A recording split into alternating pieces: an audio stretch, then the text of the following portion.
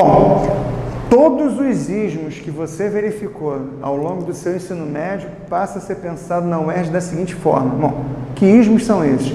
Realismo, romantismo, parnasianismo, simbolismo, modernismo e outros ismos que aparecessem. Você chega na prova da UERJ e tem um susto quando verifica, por exemplo, no conteúdo programático dela, que não tem nenhum deles aqui.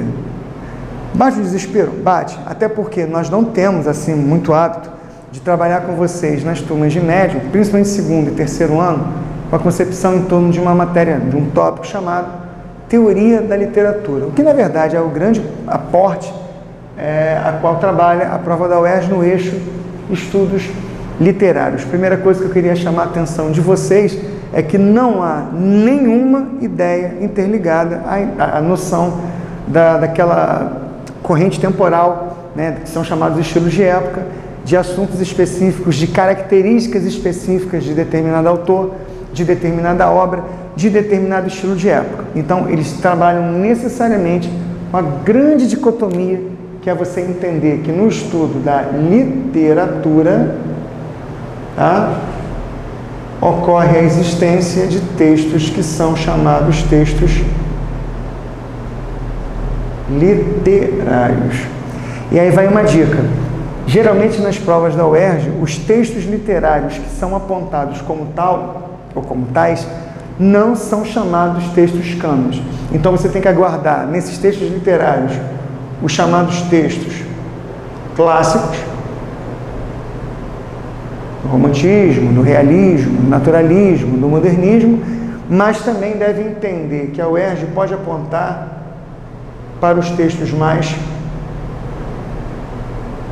contemporâneos, cada qual com sua linguagem específica, cada qual com sua proposta específica, cada qual com sua especificação em torno de ser um chamado texto literário, ok? Então, não precisa ficar trabalhando necessariamente, e aliás, especificamente, com uma questão natural de se cobrar uma literatura em si mesmada. Não é assim em português, como vimos anteriormente, como também não será na área de literatura. Então, atenção, não é necessário ficar decorando todas as características de Iracema, ou então todas as situações formais de Olavo Bilac, ou então toda a representação antropofágica do modernismo. Você precisa saber, na verdade, é como a UERJ vai trabalhar com esse eixo do texto literário, na égide do texto clássico e na égide do texto contemporâneo, para poder, quando enxergar a questão da prova, saber como proceder. Os 4 pontos abordados são os seguintes: natureza dos textos, épico, lírico e dramático. A UERJ nada mais, nada menos orienta o aluno a ele ter que, quando estiver trabalhando com o texto literário, poder identificar qual gênero literário esse texto se enquadra. Detalhe que no módulo anterior nós havíamos trabalhado com vocês o conceito de gênero textual. Gênero textual é estritamente amplo, vasto, diversificado.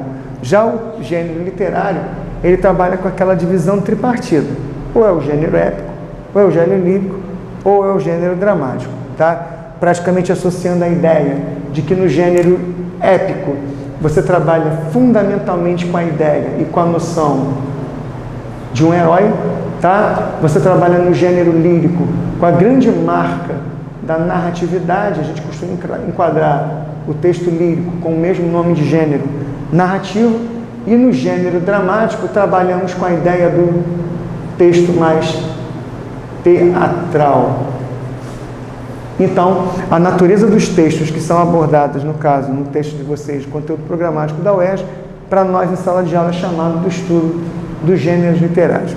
Partindo dessa ideia de que o texto literário, ele, em tese, articula a ideia de ficção, a UERJ coloca no segundo ponto do seu conteúdo as representações da realidade, do ponto de vista dos efeitos do real e o conceito de verossimilhança. Bom, se nós trabalhamos com o texto literário, fundamentalmente o texto literário apresenta uma concepção de ter que trabalhar com a noção de ficção. Ficção seria tudo aquilo que é inventado, né, que é repaginado a partir de um conceito de realidade. Bom, sendo que essa ficção, ela pode trabalhar com o seguinte extrato: o texto ficcional, ele nos motiva a entender que aqueles personagens que são criados, eles são livremente criados, tá? Só que pode haver um procedimento em que nós nos identifiquemos com os leitores e passemos a ter atitudes tais qual aquele autor, aquele tipo de leitor, aquele personagem teria. Esse procedimento, ora chamado de catarse, que era bastante abordado nas provas da década anterior, nesse momento a catarse não entra em cena, mas entra em cena o conceito da literariedade através da noção de verossimilhança, que, aliás, é um elemento, é um combustível fundamental e necessário para que haja o texto literário. Então, muitas das vezes, houve uma prova, por exemplo, de um determinado ano, que agora eu não me lembro, em que eles colocaram um texto do Marcelo Gleiser, que é um físico, discutindo a importância, relativizando a importância dos efeitos especiais em filmes de Hollywood, discutindo, enquanto físico, uma questão que mexeria do ponto de vista artístico e cultural. Então, quando ele levanta a tese no texto dele, de que no espaço sideral é impossível haver qualquer tipo de barulho, e quando você assiste a Star Wars, você ouve esse barulho, ele basicamente condena essa ideia, mas ele condena não pegando a situação real, ele condena entendendo que esse tipo de texto, que é o texto literário, ele pode e deve ser trabalhado, preenchido, articulado, do ponto de vista do entretenimento, sem absolutamente qualquer tipo de intenção de pegar um texto que seja um texto referencial, que é o texto não literário, para justamente poder trabalhar essa ideia. Então, ao trabalhar no texto essa distinção entre verdade e verossimilhança, a gente percebe a importância disso aqui na construção de uma subversão do que seria o real, graças a esse traço de que o texto literário tem sempre compromisso com a ficção. Ok? O terceiro ponto são os chamados elementos da narrativa, que nada mais é do que você fazer um estudo de cada elemento daqueles, como narrador, espaço, tempo, foco narrativo, personagem. Então, ao trabalhar com esses elementos, que de fato todos eles compõem o texto literário, e do ponto de vista do gênero, o texto narrativo, todos esses elementos são abordados na prova sem ainda ter uma questão específica de cada um deles. Todos eles confluem em torno da mesma ideia, que seria trabalhar com o processo de construção da narrativa. Tá?